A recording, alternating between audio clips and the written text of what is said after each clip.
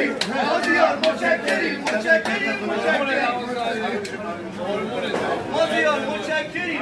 اما صادق توجه متشکریم مازیار متشکریم خب حالا نوبت بریدن کیکه وای بچه کی میرسه بیا بین برای چه آورده کوسه بر